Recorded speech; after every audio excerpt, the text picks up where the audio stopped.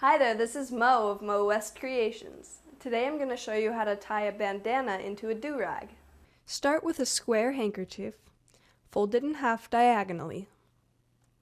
Then put the triangle on your head so that the point is at the back and the front is as far forward as you want it.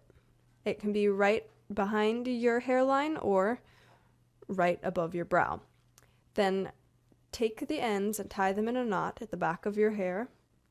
And if you can, take the top triangles and tuck them into the knot before you tie your double knot around it. This should cover up your hair nicely, and then you can adjust the points on the sides as you desire. This has been Mo of Mo West Creations, showing you how to tie a bandana into a do-rag. Ciao!